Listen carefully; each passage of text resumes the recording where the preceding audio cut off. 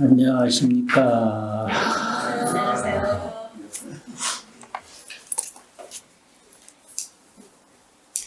77쪽에 보시면요. 77쪽. 한문이 나오고, 그 다음에 78쪽에서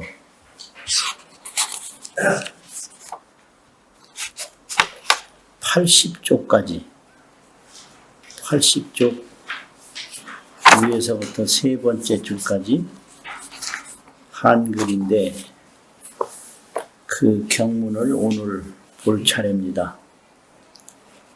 78쪽에서부터 그냥 아주 천천히 눈으로도 보고 마음으로도 보면서 읽어보겠습니다.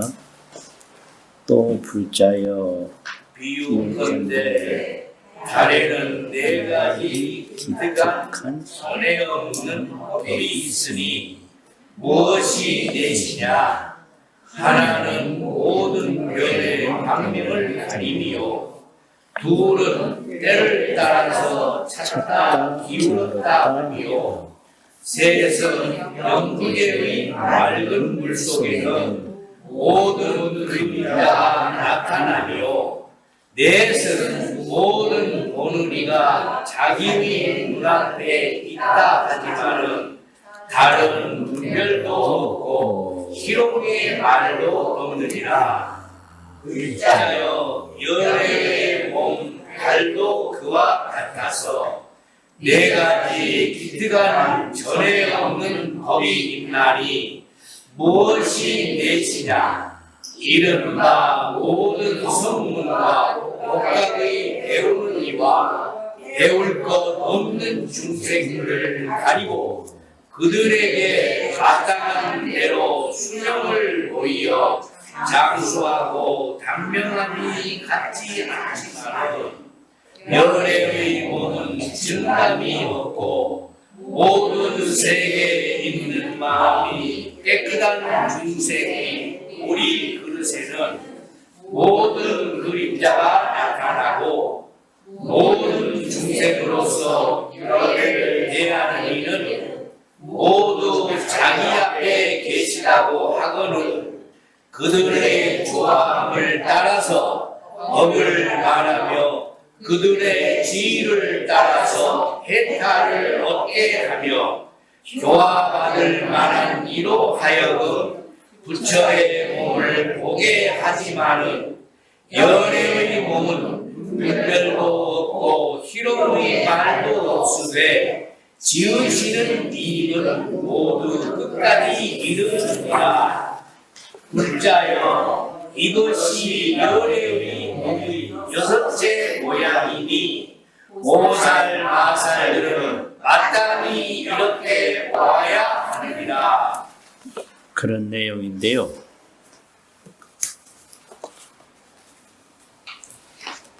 불교는 뭘 말하는 거냐? 깨달음을 말하는 것이 불교다. 그럼 뭘 깨닫나?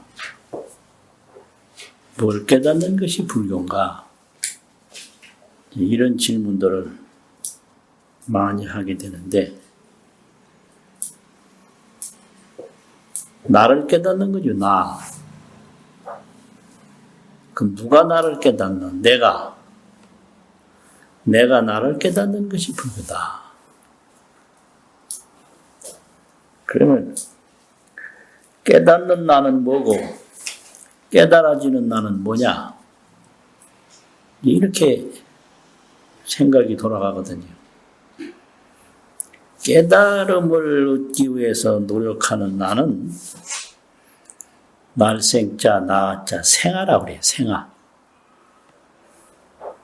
이 세상에 태어난 존재니까 태어나면 어디 있나? 세상에 있거든요. 그러니까 세아라고도 할 수 있죠. 세상의 나다. 세상에 태어난 나다. 그럼 세아는 뭐냐? 남자냐 여자냐? 이제 세상으로 분류할 때 남녀로 분류하고 나이로 분류한단 말이에요. 연령으로. 그 세상에 나다 하면 남녀나 성별과 그 연세가 있다고요. 성별과 연세. 그거 없으면 세아가 아니지. 그러니까 몇 살 먹었나 이래 묻고. 또 이제 하나 더 들어가면 어디서 태어났나. 뭐 옛날에 고향을 그렇게 물었어. 요즘 고향 물으면 큰일 나요. 고향 같은 거 절대 묻지 말아봐. 옛날 노인들 묻는데 그거 물으면 안 되거든요. 그 세상의 나에서 볼 수 있는 거예요. 고향이 어디냐. 그럼 옛날에는 장가 갔느냐고 물었어 또. 요즘 그거 물으면 큰일 나요. 가든 안 가든 그건 지 알아 할 일이지. 또 어떤 노인들은 돈 얼마씩 버냐 이렇게 물어. 요새 그거 물었다가 큰일 나요 또. 그래서 이게 세상의 나이는 여러 가지 물어볼 게 많아. 이게 이제 세아거든요. 그러니까 절대 고향 묻지 말고 옛날엔 또 아버지 뭐 하시노 이거 물었어요 또. 아 이거 참. 여기 신분이 다 드러나거든. 아버지 뭐 하시노 이래 되면. 그러니까 그런 거 절대 묻지 말고 결혼했느냐고 묻지 말고 그 물으면 그거 안 돼요. 그 절대 안 돼요. 그래서 그냥 딱 보고 말아야 돼. 나이 묻지 말아야 또.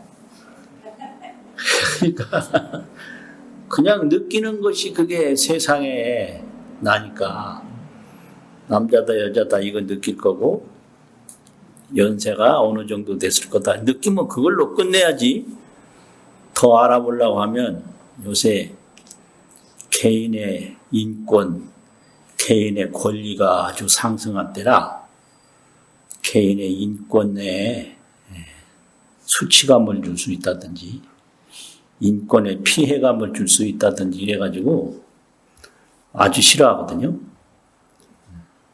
근데 하여튼 태어난 나 이제 피부색으로는 또 구별할 수가 있어요.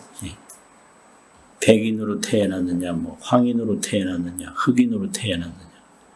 그냥 보면 아는 거예요. 그거는 당신 백인이요 이래 물을 필요도 없고, 당신 황인입니까 이렇게 물을 필요도 없고, 딱 보는 것이 바로 세아란 말이죠. 그런데 깨달아지는 나는 그걸 어려운 말로 본아라고 해요. 본아. 근본 본자 나자 본아.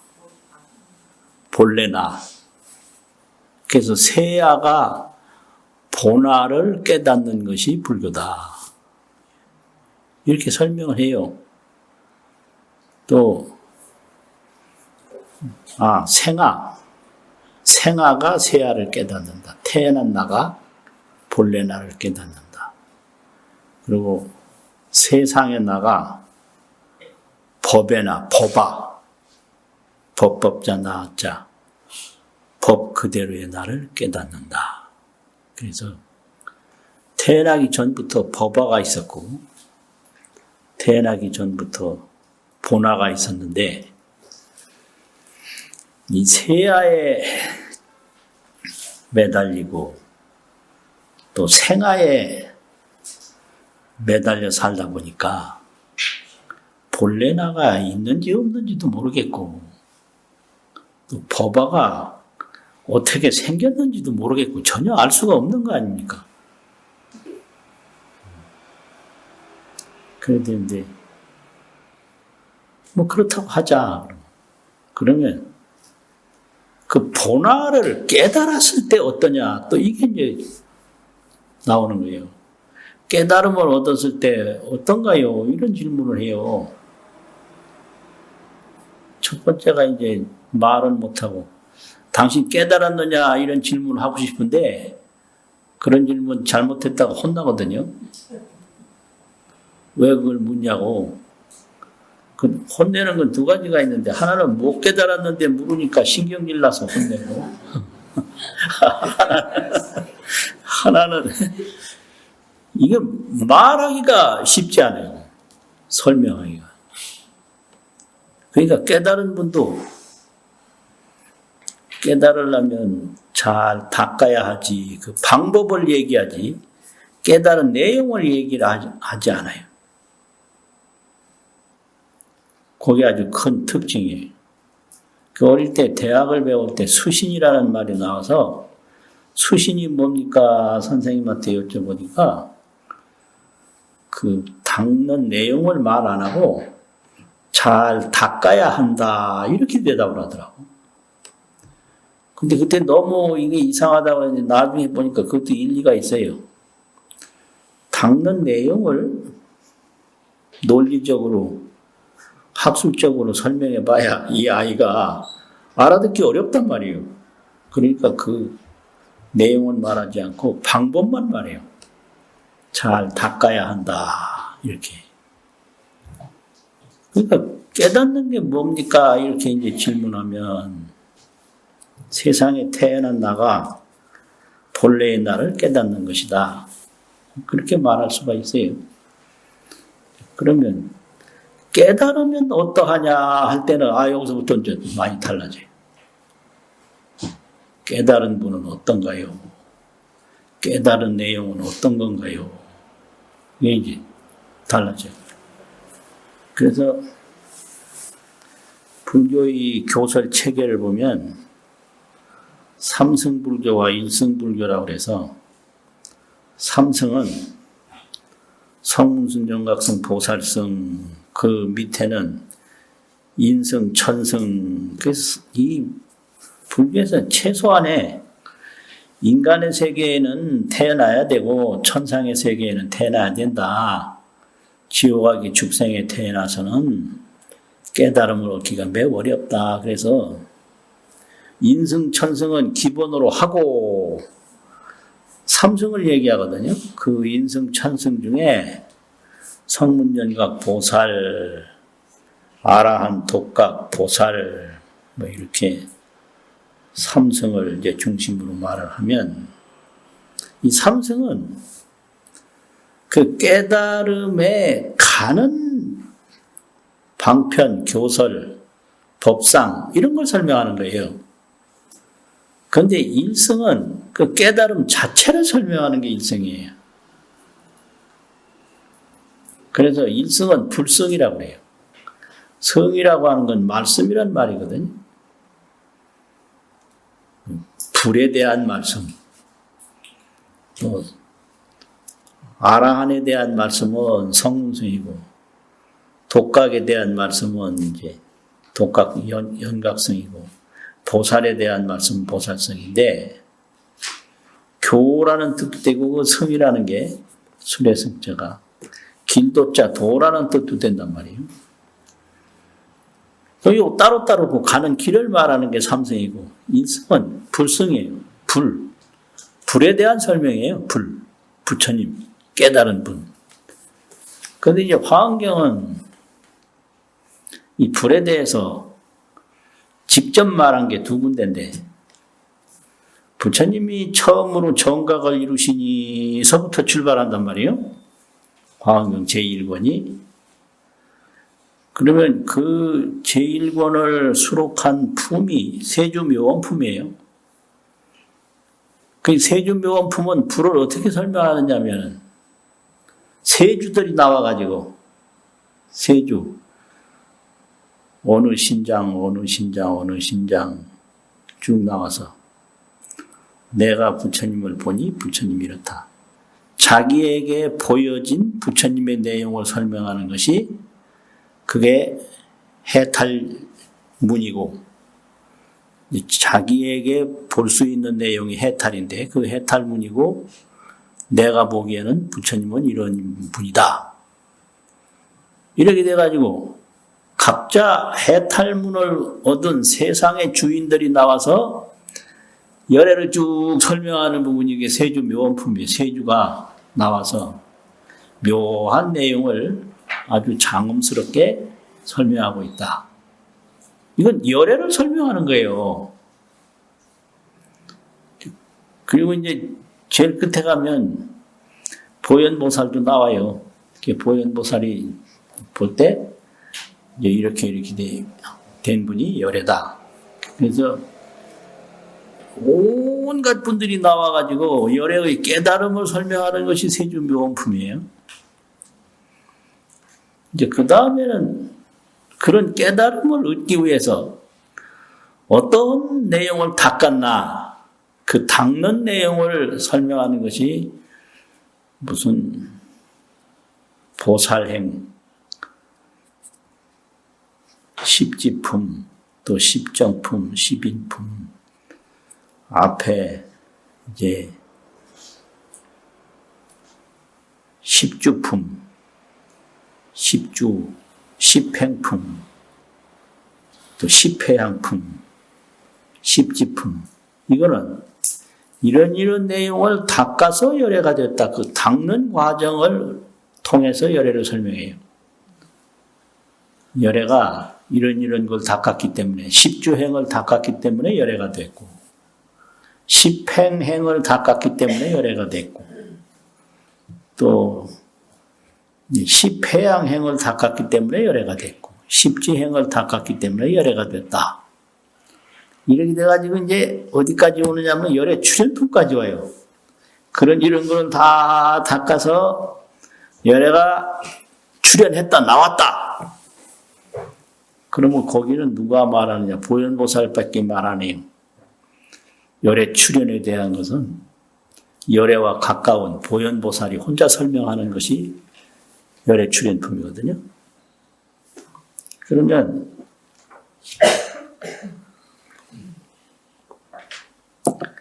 세주묘원품은 각자가 자기의 해탈문에서 부분적으로 열애를 설명했다면, 열애 출현품은 열애의 그 모습이나 열애의 내용을 통째로 다 설명하는 것이 열애 출현품이에요. 그래서 열애 출현품을 보면 본화를 깨달았을 때 본화의 세계는 이런 세계로구나. 이걸 이야기하는 거예요. 우리는 태어난 나를 가지고 사는데 그 본래의 나로 돌아갔을 때 본래의 나의 세계는 어떤 세계일까? 이걸 얘기하는 거예요. 그러니까 이거는 그 본래의 나를 본화라고도 하고 열애라고도 하고 세존이라고도 하고 명칭은 한없이 많이 붙일 수 있는데 본래의 나인 거예요. 그게 본래의 나. 그럼 본래의 나라고 하는 데는 첫째 시간이 없다. 시간이 없는 거예요.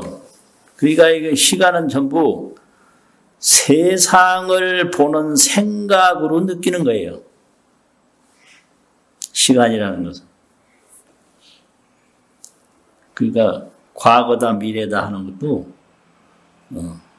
세상의 내가 느끼는 거지 본래의 나한테는 과거, 현재, 미래라는 게 없는 거예요. 그리고 또 공간이 없어요. 이 본래의 나에게는 동서남북이 없어. 동서남북이. 그래서 시간도 없고 공간도 없는 본래 나의 세계를 뭐라고 그러냐? 화엄경에서 원흉이라고 그래요. 그거를 원흉. 그래서 그 본래의 나를 법의 모양이라고 하지 않고 법의 본성이라고 하는데 법성. 법성은 원흉에서 두 가지 모습이 없다. 이렇게 나오는 게 화엄경을 730송으로 요약한 법성계인데 그 첫 구절이 법성 원흉 무이상 이래 나오는 거예요. 그럼 원흉하지 않은 과거, 현재, 미래, 동서남북은 어디서 나왔느냐? 중생의 본래의 나를 모르는 미혹 망념에서 나왔다. 이렇게 되는 거예요. 그래서 시간도 없고 공간도 없는 본래의 나를 모르는 데서부터 삶과 죽음이 갈라지고 과거 현재가 나타나고 동서남북이 나타나고 생사에 걸려 있고 시간에 걸려 있고 장소에 걸려 있는데 이건 전부 우리 생각으로 느끼는 의식의 세계다. 바르게 깨달은 정각의 세계는 아니라는 거죠. 그걸 가르치는 게 화엄경이에요. 그래서 화엄경은 열애의 정각, 중생의 의식을 말하는 게 아니고 열애의 정각을 말하는 게 화엄경인데요. 열애의 정각을 말하는 것을 세 가지로 말을 하는데 첫째는 세조묘원품에서 각자가 열애를 보고 느낀 것을 설명을 통해서 얘기를 하고 두 번째는 보살행을 통해서 이런 보살행을 닦았고 이런 보살행을 닦았기 때문에 열애가 됐다. 이걸 말합니다. 열애 출현품에서는 열애는 몸이 이러하고 거기 이제 다 원흉이에요. 원흉. 원흉이라는 건 시간 공간이 없다는 얘기예요. 하나와 많은 것이 없다는 얘기예요. 하나가 많은 것이고 많은 것이 하나고. 그래서 이게 많고 적은 게 걸려 있는 건 이건 미혹이고요. 많고 적음에서 벗어나는 것은 그건 해탈인데 해탈은 부정적인 표현이요. 뭐 어디에서 벗어났다 여기까지만 얘기해요. 그럼 벗어나면 어떻게 되냐? 원흉이 되는 거예요. 아 이거 참. 해탈은 풀려났다 이거예요. 그러면 풀려났으면 자유를 느낄 거 아니에요. 그 자유를 설명하는 게 원흉이에요. 원흉. 그럼 어떻게 자유느냐? 하나의 모래알하고 전체 세상의 모래알하고 다를 바가 없다. 한순간 1초하고 무량겁하고 다를 바가 없다. 수억만 숫자하고 한 숫자하고 다를 바가 없다. 이게 원흉이거든요. 그러니까 뭐 하루를 살다 죽으나 100년을 살다 죽으나 다를 바 없는 거예요. 그런데 해탈은 하나라는 숫자와 뭐 무량겁이라는 숫자에서 벗어났다고 하는 것을 말할 때 해탈이고 원흉이라는 건 뭐 하나에도 그냥 만족하고 무량 숫자에도 만족하고 그래서 이거를 개인적으로 말할 때는 자제라고 그래요. 자제. 생사 해탈이다 이러면 생사에서 벗어난 거고 생사 원흉이다 그러면 생사 자제인데 이거는 그냥 되는 게 아니에요. 이게 생과 사가 전혀 다를 바 없고 생과 사가 없는 열반과 생과 사가 다를 바가 없다. 이걸 이제 정득했으면 그거는 해탈인데 거기에 마음대로 논일면 그건 자제거든요. 이제 거기까지 해탈 자제까지 가려면 내가 본화가 돼야 거기까지 가는 거지. 그냥 알기만 하는 거, 듣기만 한 거 가지고는 네, 이제 꿈속에서 너는 누구다라고 들려주는 사람이 있을 때 그 들었던 거예요. 네가 지금 꿈을 꾸고 있는데 너는 본래 누구다라고 하는 거를 들려줘요. 그거 들은 거예요. 꿈속에서. 근데 듣기는 들었는데 계속 꿈속에 있어. 그건 못 깨달은 거죠. 그런 거 많아요. 꿈속에서 소리가 나긴 나는데 꿈을 깨진 못한 거 있어요. 그 워낙 이제 깊이 잠들면 아예 소리도 못 듣고 꿈꾸는 사람도 있고. 그러잖아, 뭐, 꿈에서 못 깬 건 똑같아요.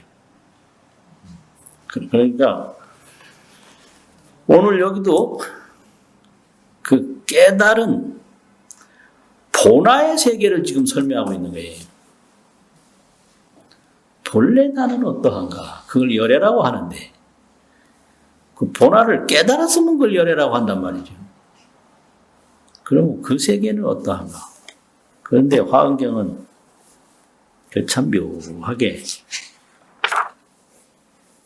이 세상에 있는 걸 관찰을 해가지고 그 세상 것을 비유와 설명으로 그 보나 열애의 세계를 이야기하고 있어요. 근데 오늘 부분은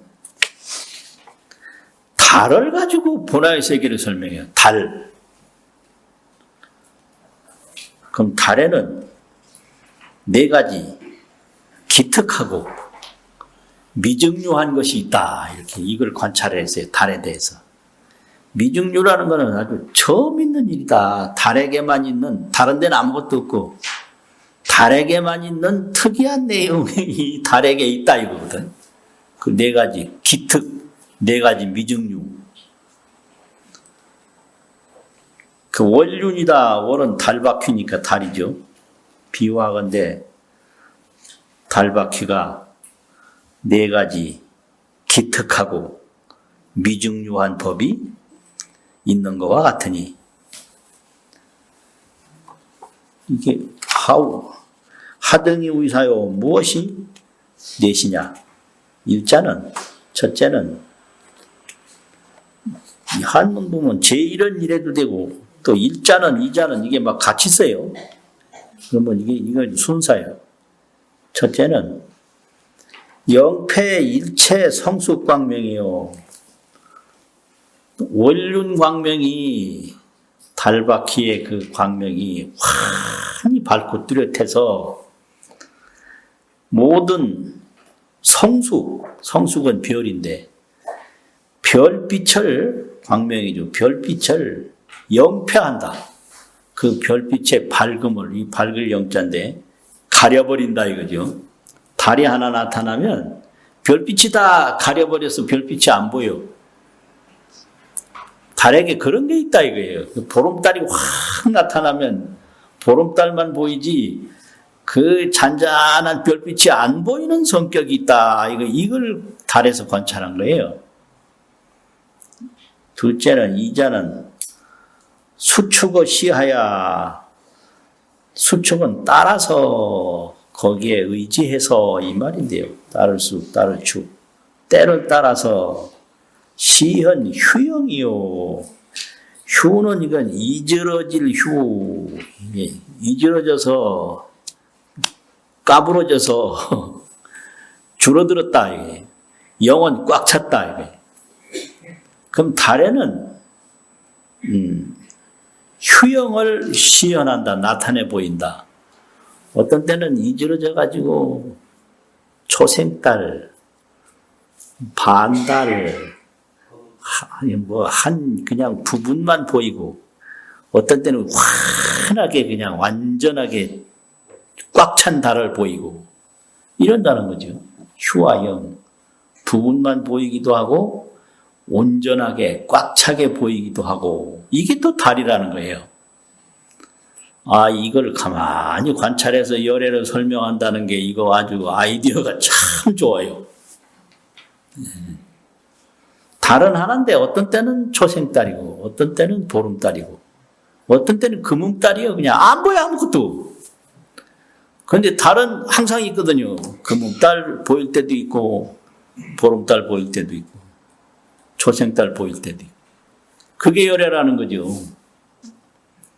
그 다음에 세 번째는 연부제 정정수 중에 이 세상 모든 연부제 온갖 세상에 정정이라 징정인데 이 맑을 징, 맑을 정. 그 맑은 물 속에 영무불연이요 달 그림자가 나타나지 아니함이 없으며 온갖 세상 이 연부제 세상에 맑은 물이 있는 곳마다 하늘에 있는 달은 하나인데 물이 어디에 있든지 물 속에는 다 나타나요. 아, 이것도 희한하단 말이에요. 달이 하나가 있으면 어떤 한 물에게만 그림자가 나타날 법도 한데 물마다 달이 다 나타난다고요. 그거 희한하잖아요. 저 위에 연못에 가보니 거기도 달이 있는데 밑에 연못에 와보니 거기도 달이 있고 미국에 가보니 미국에도 달이 있고 한국에 있을 때 한국에도 달이 있고 달에서 이런 걸 발견한 거예요. 그 다음에 네 번째는 일체 견자가 일체 달을 보는 이가 개대 목전하되 다 목전에서 달을 상대한다고 하되 달을 또 보면 다 자기 눈앞에서 달을 봐요. 한 사람이 볼 때도 자기 눈앞에 저 달이 하나가 딱 있고 두 사람이 볼 때도 이 사람이랑 똑같이 달이 자기 눈앞에 있는 거예요. 세상 억만 사람이 있으면 억만 사람이 다 자기 눈앞에 달이 있는 걸 본다고요.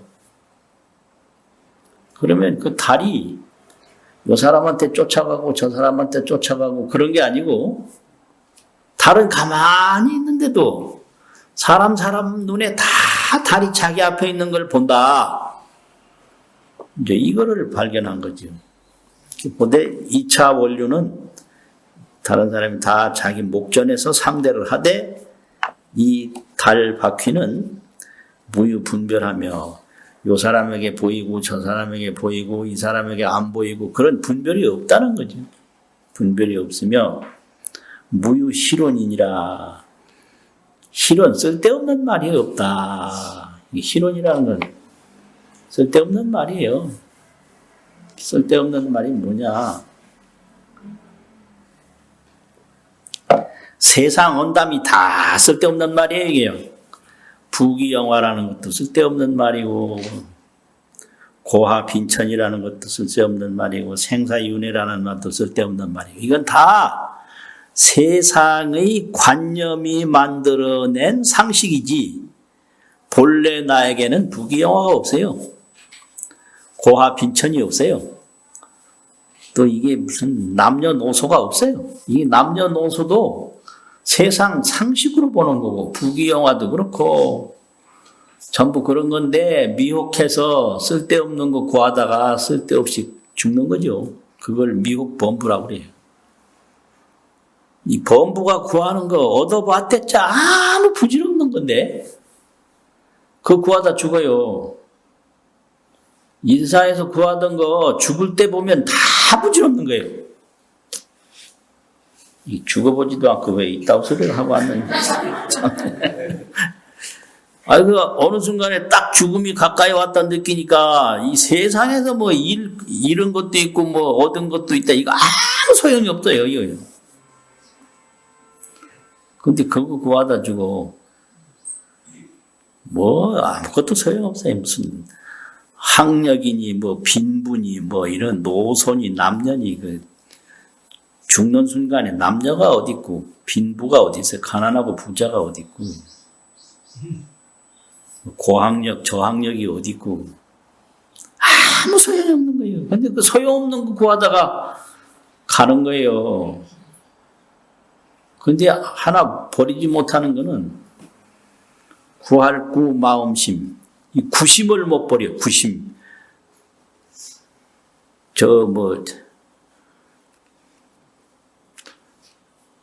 구심이 무슨 약이 있는데. 마음 편안하게 하는 그런 약 말고 내 생각이 구하는 마음. 이 구하는 마음은 어린아이에서부터 죽는 순간까지 못 버려요. 그걸 범부라고 그래요. 구심. 구하는 마음 못 버려. 할아버지도 구하는 마음이 있고 아버지도 구하는 마음이 있고 손자인 나한테도 구하는 마음이 있고 남자에게도 구하는 마음이 있고 여자에게도 구하는 마음이 있고 요 구심이 갑지로 변하면 그건 깨달음이라고 그래요. 구하는 마음이 본화를 깨달은 마음으로 달라지면 그걸 깨달은 지혜라고 그래요. 그래서 구심이 갑지가 되는 거예요. 깨달은 지혜가. 구하는 마음으로 살면 범부고 깨달은 지혜로 살면 그건 열애죠. 그래서 사람은 다 똑같아요. 구하는 마음 가지고 사는 거예요. 저 사람 뭔 생각하는지 모른다. 그건 너무 무식한 소리예요. 구하는 마음으로 지금 머물러 있지. 모르긴 뭘 몰라. 사람을 구하든지 건강을 구하든지 물질을 구하든지 그뿐이에요. 다 저홀로 구하고 있구나. 떠들 때는 떠드는 걸 통해서 구하고 조용할 때는 조용한 걸 통해서 구하고 움직일 때는 움직임을 통해서 구하고 이 구하는 마음으로 움직이고 구하는 마음으로 조용하고 구하는 마음으로 떠드는 거예요. 그냥 맥없이 떠드는 게 아니에요.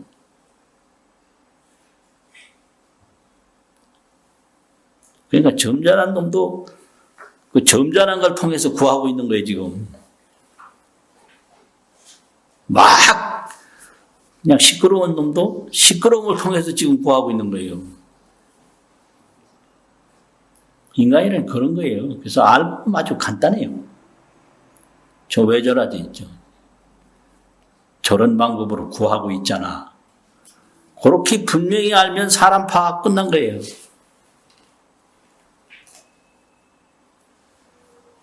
그럼 갑지가 되면 어떤가? 달같이 된다, 이게 달. 가만히 있으면서 세상 물에 다 나타나고. 이렇게 설명하는 게 이게 화엄경이에요. 아주 재밌어요. 부자야 열의 신월도, 열의 몸달도, 열의 몸을 달에 비유했다 이거죠. 역부여시 하사 이와 같아서 유사 기특 무중육법하니 네 가지 기특한 일찍이 있지 않았던 법이 있으니 하등이 의사요 소의 영패 일체 성문 독각 항무학중하며 이제 열애의 세계에 또 들어가면 성문승 독각승 또 학승 무학승 학 배움의 경지 배움이 없는 경지 그걸 다 덮어버려. 그러니까 열애 앞에는 성문 독각 항무학이 나타나지를 못한다. 이런 얘기죠. 달이 한번 뜨면 별빛이 다 사라지듯이 또 두 번째는 수기소의하여 그 마땅한 바를 따라서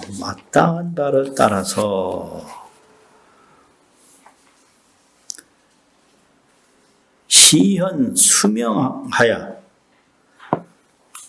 수명을 보여서 수단이 부동호되 수단이라는 것은 닦을 숫자인데 수명이 긴 걸 수라고 그래요. 수명이 짧은 걸 단이라고 그래요. 그래서 수명이 길고 짧음이 같지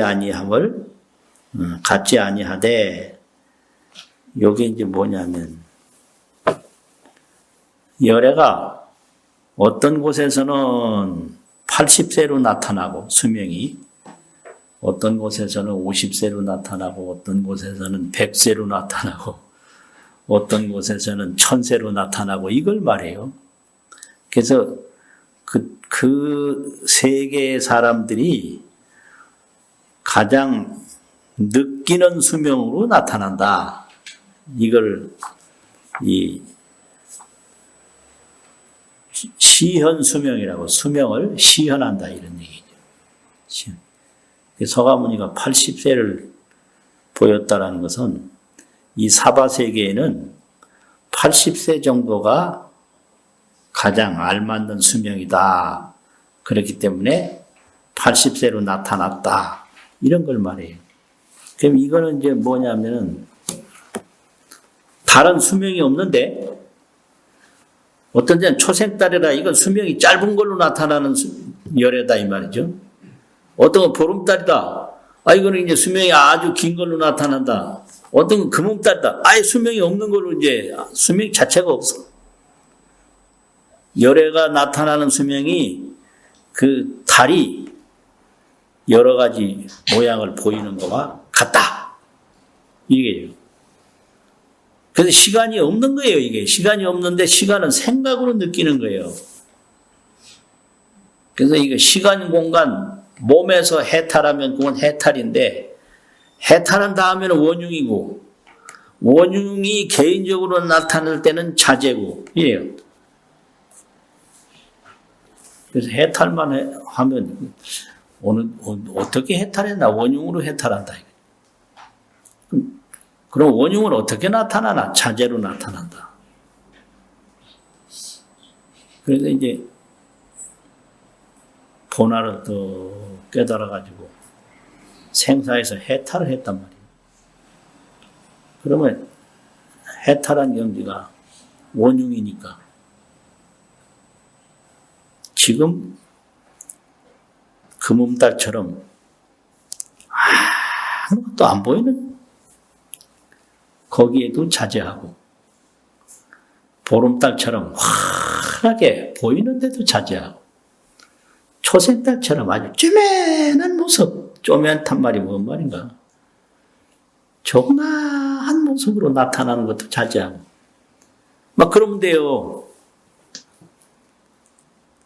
보이고 안 보이고 생과 사, 유무, 생사 유무에 아무 구애가 없어요. 자제해요. 이제 여기서 그걸 말해요. 수명을 시연하야 수단이 부동하되 길고 짧은 것이 같지 아니하되 이 열애시는 그러나 열애의 몸은 무유증감하며 불어나는 것도 줄어드는 것도 있음이 없다. 이게 이제 달의 그 초생달, 금음달 그걸로 열애신을 비유한 거죠. 그 다음에는 일체 세계 정심중생의 일체 세계에 이게 탁심중생은 구하는 게 많아서 뭐 그런 본화 진실상을 볼 수가 없다. 이게 구하는 게 많으면 어리석은 거예요. 왜냐하면 많이 구해봤댔자 죽는 순간에는 전부 부질없는 거예요. 그런데 구하는 것이 자기 인생에 부질없다는 걸 꿈에도 모르니까 목숨 걸고 구해요.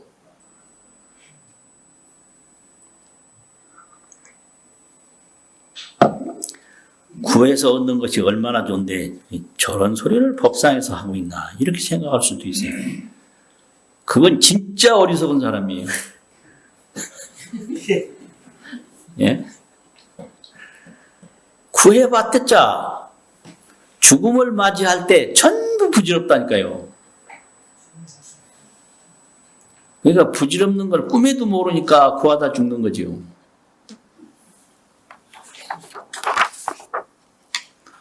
알아듣든지 말든지 할 말은 하고 내려가면 되는 거고. 그러니까 일체 세계의 정심 중생의 마음이 깨끗한 중생의 보리 기중에 보리의 그릇 속에 이제 정심 중생은 깨달음이 있어. 깨달음이 완전치 않지만 단계적으로 있단 말이에요. 그래서 그 보리의 그릇 속에 영무불연하며 열애의 그 그림자가 나타나지 아니함이 없으며 열애 신을 일부 보는 거예요. 열애 신을. 그래서 그것은 이제 달이 물이 있는 곳에 달은 꼼짝도 안 해도 다 나타나는 것과 같다. 이걸 설명한 거예요. 열애 설법은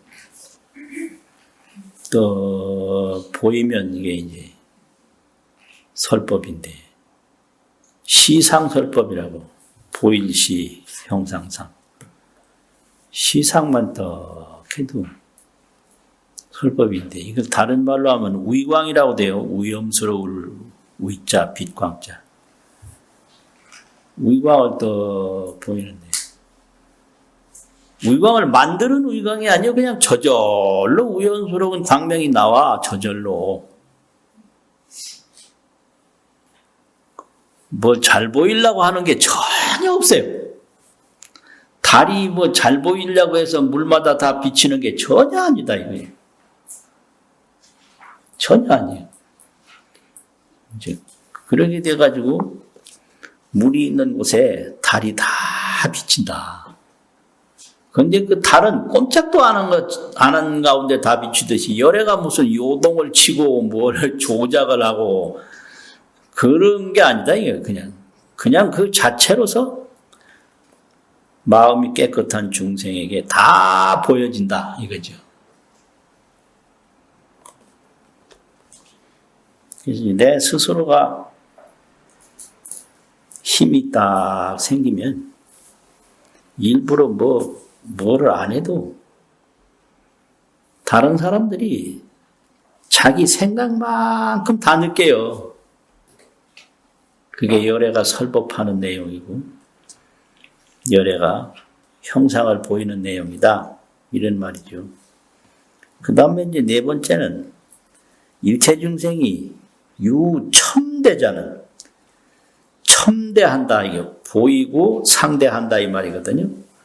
첨이라는 거 우러러볼 첨자 뵙고 대한다 이거니까 일체중생이 열애를 가서 뵙는 분 열애를 대하는 사람들은 개의호되 다 생각을 하되 다 말을 하되 열애가 유현나전이라 하나 오직 내 앞에만 나타났다라고 하나 열애를 볼 때는 열애가 자기 앞에만 나타났다 이렇게 생각한다. 달을 볼 때 어디서 보든지 달이 내 앞에만 있다 이렇게 하는 거와 같다 이거예요. 그렇게 하나 숙이 심요하야 그 열애를 보는 사람의 마음에 좋아함을 따라서 이의 설법하며 설법을 하며 그 지의를 따라서 영득해탈하며 해탈을 얻게 하며 수소응화하야 응당이 적응해서 교화할 바를 따라서 영견불신호되 부처님 몸을 보게 하되 다 그 좋아함을 따라서 보게 하는 거지 일부러 열애의식은 분별함이 없다. 이쪽 중생에게는 이렇게 보이고 저쪽 중생에게는 저렇게 보이는 게 없다. 그러니까 이게 이제 문제인데 달이 보일 때 그냥 비추는 거지 왔다 갔다 하는 거야 아니다 이거예요. 근데 보는 사람은 전부 자기한테만 보여준다 이렇게 느끼고요. 물이 흐를 때 그냥 흐르는 거지 물이 뭐 여기서 더 머물고 저기서 더 머물고 근데 물이 다 흘러가는 거 아니에요? 그렇듯이 이 사람의 이제 마음이 이게 이제 수준이 점점 높을수록 공평해요. 근데 수준이 낮을수록 요놈에겐 좀 더 주고 저놈에겐 덜 주고 이게 이제 아주 자승자박이에요. 그 감정으로 자기가 묶여서 자기가 괴로운 거예요. 물이 그냥 흐르지 뭐 이리 갔다 저리 갔다 여기 더 머물고 덜 머물고 그게 없어요. 달이 그냥 박지 비추고 안 비추고 그런 게 없어요. 그래서 사람 마음도 죽고 살고 이익되고 손해되고 가깝고 멀고 그거 딱 벗어날 수 있는 게 최고의 높은 정신세계예요.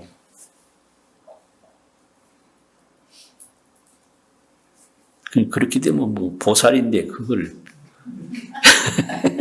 그걸 강요할 수는 없죠. 절대 없어요. 그래서 딸네 집에 가서 막 사위가 설거지하고 그러면 기분이 좋은데 아들네 집에 갔는데 아들이 막 설거지하고 설치니까 기분이 얼마나 나빠가지고 네? 이게 범부의 마음이거든요. 이게 범부의 마음이에요. 그래서 이게 보통 일이 아니에요. 사위가 설거지할 때는 기분 좋고 왜 아들이 설거지할 때는 왜 기분 나쁘냐 이거지. 근데 기분 나쁜 걸 어떻게 해요? 그걸 뭐 부정할 수도 없고 바꿀 수도 없고 나빠. 어떻게? 왜 그러냐? 범부니까. 공평이라고 하는 거는 범부에게 요구하면 안 돼요. 범부에게는 공평이 없어. 다 차별뿐이에요. 그러니까 요즘 가정에서도 가정 문제가 이제 핵가족이 됐는데, 핵가족이 됐다는 것은 아들에게는 장인장모가 가족이 아니고 며느리에게는 시어머니, 시아버지가 가족이 아니라는 얘기예요. 이게 핵가족의 핵심이에요. 아들에게는 자기 엄마, 자기 아버지만 가족이고 아내의 어머니, 아내의 아버지는 가족이 아닌 거예요. 그런데 대가족은 시부모가 가족이었거든요. 그런데 요새 핵가족 시대인데 그 시부모들이 대가족 관념을 가지고 상대를 할 때 아들이 이혼을 하든지 인연을 끊든지 두 가지 결론이 나와요. 인연 끊는다는 건 아들이 어머니 아버지 안 보고 사는 거예요. 요새 새로운 흐름 하나가 연 끊는다는 거지. 연 끊어버리면 끝나요. 어머니 아버지가 있지만은 아내하고 같이 살기 위해서 어머니 아버지를 안 봐. 그러니까 연 끊는 걸로 해결을 해요. 이런 얘기를 왜 하지? 이런 건 내가 말 안 해도 환히 다 알고 있는데. 네. 안 그러면 이혼해요. 아들이 나는 이 아내의 뜻에 따라서 부모를 외면하고 살 수 없다. 그러면 이혼하는 방법이 있어요. 그리고 이제 남자 입장에서 볼 때 그 아내의 어머니 아버지가 자기 가족이 될 수가 없어요. 가족이 아닌 거예요. 그래서 같이 살다가도 이제 아내의 처가에 갈 때 가만히 생각하니까 내 집에 가는 것도 아니고 왜 내 돈으로 기름을 넣지? 이래서 야, 너 집에 가니까 기름도 내 돈으로 넣어. 이렇게 나오는 거예요. 아, 이런 일이 종종 있어요. 그리고 며느리도 마찬가지예요.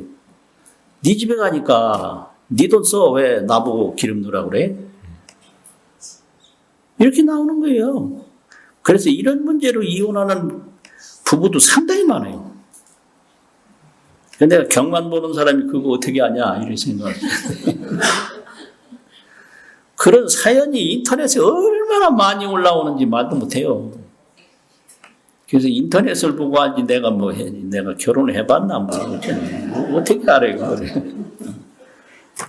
이게 전부 차별에서 오는 거예요. 달이 그냥 물마다 다 비추는 게 아니고 뭐 물이 뭐 어디든지 둥근 데든지 뭐 좁은 데든지 넓은 데든지 그냥 평등하고 공평하게 흐르는 게 아닌 거예요. 이 범부의 마음은. 거기서부터 뭐 여러 가지 이제 고통이 따르는 거죠. 그걸 여기 말하는 거거든요. 그래서 열애시는 뭐야?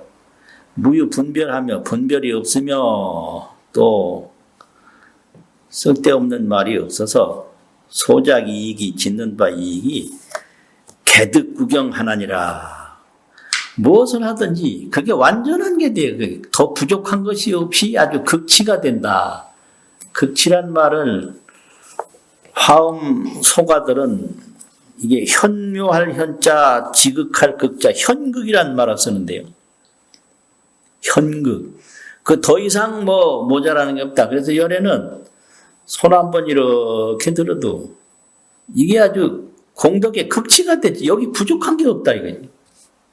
눈 한 번 이렇게 봐도 그것이 아주 공덕의 극치가 돼요. 그 극치가 왜 되느냐? 공평하게 행하기 때문에 그런 거예요. 공평하게. 공평하게 행하면 그게 극치가 되는 거예요. 불자야, 시의 열애신의 제6상이니 열애신의 6번째 모습이니 모든 보살 마살이 응여시견이라 응당이 이와 같이 열애의 몸을 보아야 할지니라. 이렇게 되는 거거든요. 그래서 이 정각이 이게 이제 아주 중요한 것인데, 정각을 이루었다 그러면 그 정각이라고 하는 그 순간에 정각을 이룬 분의 몸이 하나도 부족함이 없는 만신이 된대요. 가득한 몸, 만신이. 정각시에 만신이라 가득한 몸이 된다.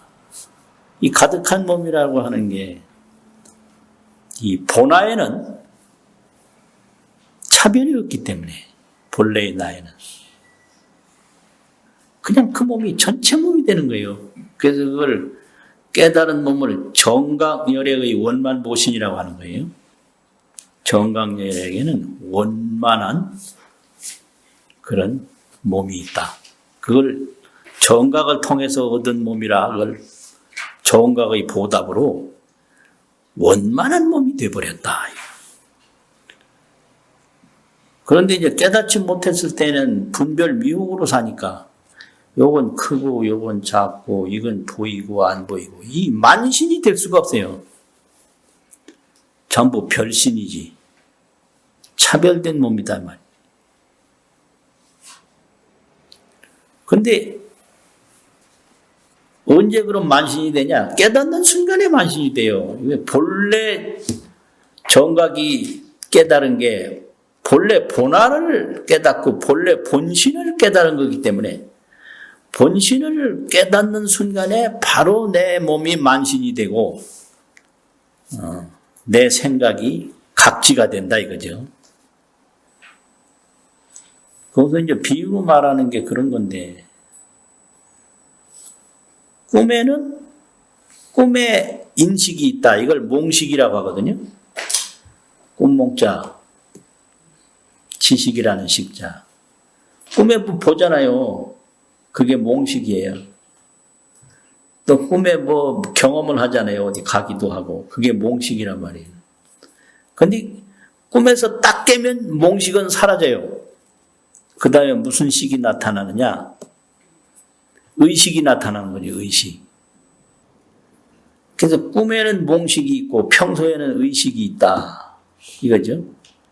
그래서 꿈에서 딱 깨는 순간에 의식으로 돌아오는 순간에 바로 본래 의식으로 합해진 거지, 몽식과 의식 사이에 뭔가 머무르는 것이 없다 이게요. 깨는 순간에 바로 의식이 돼버려요. 그래서 정각을 이룬 순간에 바로 본화로 돌아가는 거지, 정각을 이루면서 정각이 아닌 미혹에 머무름이 없다. 그래서 이걸 원만 보신을 바로 정각시에 바로 얻는다 이거예요. 꿈 깬 사람이 꿈 깨는 순간에 바로 의식으로 돌아가는 거지, 뭐 꿈을 깨면서 다시 몽식에 뭐 왔다 갔다 하고 몽식과 의식 사이에 무슨 머무는 곳이 따로 있고 그거 절대 아니다 이거. 그 왜 그러냐면 본래 의식이 있었기 때문에 그래요. 그럼 범부도 본래 본화에 머물러 있었다 이거지. 그런데 자기 미혹으로 차별이 있었기 때문에 본화를 깨닫는 순간에 바로 그 미혹에서 벗어나게 된다. 그 해탈이라고 그러고, 벗어나면 안 통하는 데가 없으니까 그걸 원흉이라고 그러고, 그 원흉은 걸리는 데가 없고 구애가 없으니까 그걸 자제라고 한다. 해탈, 원흉, 자제. 그걸 말하는 게 이제 열의 신을 이야기하는 건데, 그 열의 신을 이야기하는 방법이 아주 재밌어요. 달에다가 비유했단 말이에요. 첫째는 월광. 달빛이 하나 탁 나타나면 일체 별빛은 안 보인다. 그래서 열애가 딱 출현을 하면 성문연각 이런 것들은 안 보인다. 그 다음에 달은 하나인데 작게도 보이고 크게도 보이고 안 보이기도 하고 열의 신도 마찬가지다.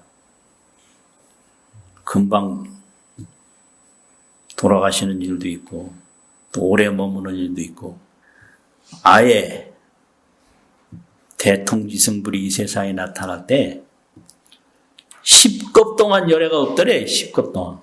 그래서 경상도 말로 힘든 걸 C급했다고 그러는데 예. 열애를 10급을 못 봤으니 그 얼마나 고생이 많겠어요. 그 10급 오랜 세월 열애 없는 세월에서 기다렸다 이거지. 그건 금음달이요 그거는. 그래서 달은 하나인데 보이고 안 보이고 크게 보이고 적게 보이고 한다. 열애도 마찬가지다. 이렇게 이제 설명하는 것이고요. 또 하나는 이게 달은 하나인데 물마다 다 비친다. 그럼 열애는 오고 가고 하는 게 없는데 그냥 인연 따라 보리심 중생에게 다 나타난다 이거죠. 그리고 이제 마지막은 그 징정심을 가진 이제 중생이 깨끗하고 깨끗한 마음을 가진 중생이 열애를 보는데 전부 다 자기 앞에만 열애가 있다고 본단 말이에요. 근데 열애는 오고 감이 없다. 그것도 달을 볼 때 어디나 다 달을 보지만 달은 오고 감이 없는데 보는 사람에 따라서 다 본다. 그래서 이거는 결국 정각의 내용을 이렇게 화엄경에서는 설명을 하고 있어요. 그런데 삼승에서는 이 정각을 얻는, 정각을 획득하는 방법만 얘기했지 정각의 세계를 이렇게 설명하지 않는 게 삼승이다 이런 얘기죠. 정각은 이제 그만하고 점심 먹으러 갑시다. 마치겠습니다.